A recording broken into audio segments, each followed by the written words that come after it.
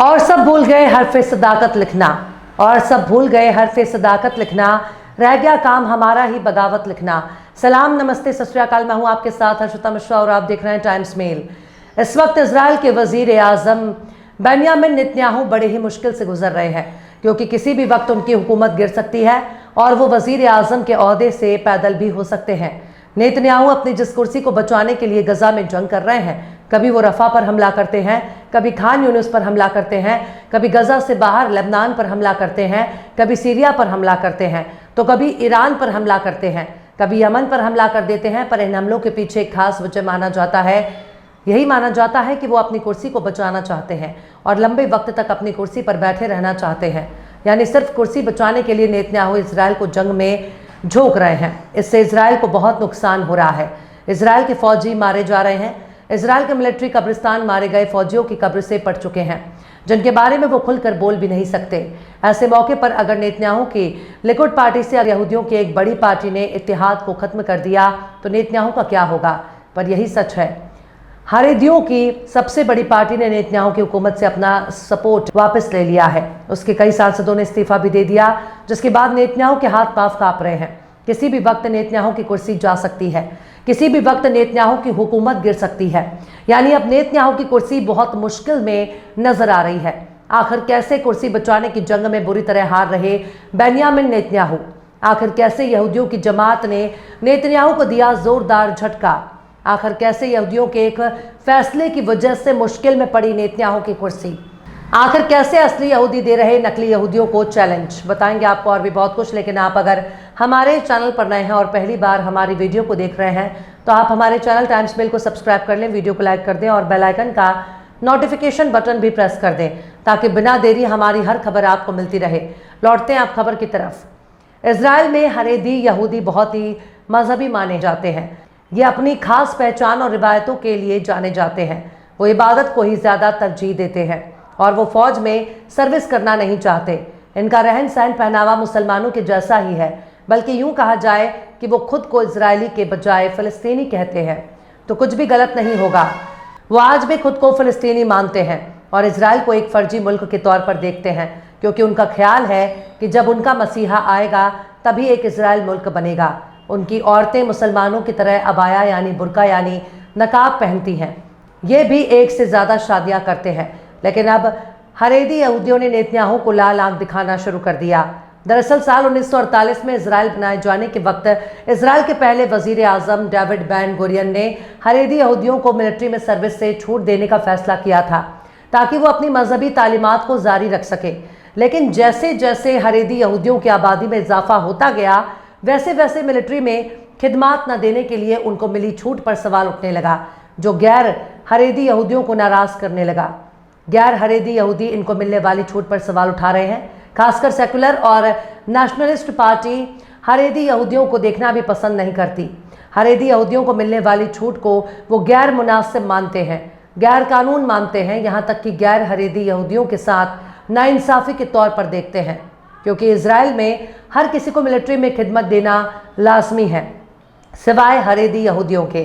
दरअसल हाल ही में supreme court ने एक फैसले में कहा कि हरेदी नौजवानों को मिलिट्री में छूट देना ही गैर कानूनी है और हुकूमत को इस मसले पर एक नया कानून बनाना होगा।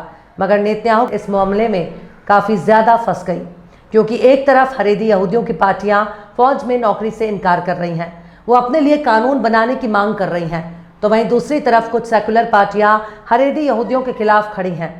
दरअसल नेतन्याहू की पार्टी को हुकूमत चलाने के लिए मेजॉरिटी नहीं मिली है, लिहाजा वो कई पार्टियों से अलायंस करके हुकूमत चला रहे हैं। हरेदी यहूदियों की पार्टी भी नेतन्याहू की हुकूमत को अपना हिमायत देती है, लेकिन अगर वो एक कम्युनिटी को खुश करने के लिए कोई कानून लाते हैं या कोई फैसला करते हैं तो हरेदी यहूदियों के खिलाफ नजर आने वाली पार्टियां नेतन्याहू के खिलाफ हो जाएंगी।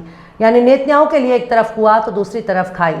हरेदी यहूदियों की सबसे बड़ी पार्टी यूनाइटेड टोराह जुडाइज्म ने बेंयामिन नेतन्याहू की हुकूमत से अपना हिमायत वापस ले लिया है। इस फैसले ने नेतन्याहू की लिकुड पार्टी की हुकूमत को बिल्कुल कमजोर कर दिया है। यूनाइटेड टोराह जुडाइज्म के 7 सांसदों में से 6 ने अपना इस्तीफा दे दिया, जिससे हुकूमत के गिरने का खतरा हो गया। इस खबर ने इजरायली मीडिया में कोहराम मचा दिया। नेतन्याहू हरेदी यहूदियों का छूट देने वाले कानून को बनाने में पूरी तरह नाकाम साबित हुआ। जिससे नाराज होकर हरेदी यहूदियों की सबसे बड़ी पार्टी यूनाइटेड तोरा जुडाइज्म ने नेतन्याहू से इत्तेहाद खत्म कर लिया। इजराइल में कुल आबादी का 13% हरेदी यहूदी है, जो बेहद मजहबी है, शरीयत के मुताबिक अपनी जिंदगी गुजारते हैं। सुप्रीम कोर्ट के हालिया फैसले की वजह से हरेदी नौजवानों को अब मिलिट्री में जाने के लिए मजबूर कर दिया गया।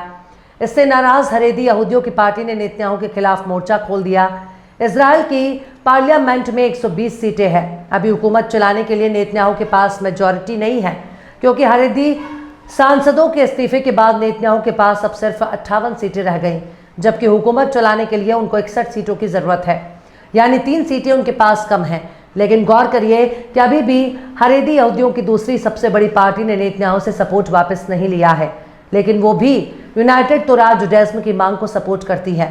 अगर हरेदियों की दूसरी सबसे बड़ी पार्टी शास से अपना सपोर्ट वापस ले लिया तो नेतन्याहू की हुकूमत गिरना बिल्कुल तय माना जाएगा। अब माना जा रहा है कि नेतन्याहू उसका हल निकालने के लिए अपोजिशन की दूसरी पार्टियों से ताल्लुकात कायम करने की कोशिश करेंगे, जैसे कि विपक्षी लीडर याइर लैपिड की यश एटेड या बेनी गेट्स की नेशनल यूनाइटी पार्टी से बातचीत की कोशिश कर सकते हैं। लेकिन इन पार्टियों का हरेदी ड्राफ्ट बिल को लेकर रवैया बहुत ही सख्त है। ये पार्टियां हरेदियों के खिलाफ हैं, लिहाजा इनमें अलायंस बनाना नेतन्याहू के लिए बहुत मुश्किल होगा। हरेदी लीडरों का कहना है कि यूनाइटेड तोरा जुडाइज्म का इस्तीफा बिरादरी की हिफाजत के लिए जरूरी था, जबकि कुछ का मानना है कि इससे हरेदी कम्युनिटी की सियासी ताकत कमजोर हो सकती है। दरअसल ये पूरा वाकया इजराइल की सियासत में एक अहम मोड़ साबित हो सकता है। हरेदी कम्युनिटी का मामला है पूरी तरह से समाजी और मजहबी मामला है। एक तरह से उसे ज्यादा मजहबी मामला कहना ही ठीक होगा। नेतन्याहू की हुकूमत के लिए ये बहुत बड़ा इम्तिहान की घड़ी है। अगर आने वाले दिनों में वो कोई हतमी फैसला नहीं करते तो फिर उनकी कुर्सी बचना बहुत मुश्किल है, क्योंकि अगर वो हरदी को खुश करने के लिए कानून बनाते हैं तो उनसे गैर हरेदी नेतन्याहू से नाराज हो जाएंगे, और अगर वो कानून नहीं बनाते तो हरेदी नेतन्याहू को नुकसान पहुंचा सकते हैं, क्योंकि उनकी एक पार्टी ने पहले ही नेतन्याहू से हिमायत वापस ले ली है, और अगर दूसरी ने भी वापस ले ली तो नेतन्याहू के किए कराए पर पानी फिर जाएगा। मतलब दोनों ही हालत में नेतन्याहू की हुकूमत गिरना तय है। हरेदी कम्युनिटी इस वक्त नेतन्याहू के लिए एक गले की हड्डी बन चुकी है, या फिर यूं कहें कि हरेदी कम्युनिटी ने नेतन्याहू को एक ऐसे मोड़ पर लाकर खड़ा कर दिया जहां उन्हें सिर्फ बर्बादी ही बर्बादी नजर आ रही है। बहरहाल चलते चलते आखिर में बशीर बद्र ने भी क्या खूब फरमाया है, मैं बोलता हूं तो इल्ज़ाम है बगावत का, मैं बोलता हूं तो इल्ज़ाम है बगावत का, मैं चुप रहूं तो बड़ी बेबसी सी होती है। फिलहाल इस खबर में बस इतना ही। इस पूरी खबर को शम्स तबरेज़ ने लिखा है, जिन्हें आप ट्विटर पर भी फॉलो कर सकते हैं। ट्विटर हैंडल है @शम्स तबरेज़ काजी।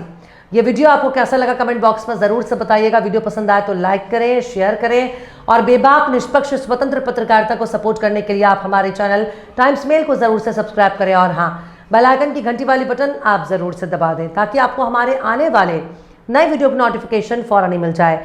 फिर मिलते हैं किसी और वीडियो में एक नई खबर के साथ। हर्षिता मिश्रा को दीजिए इजाजत।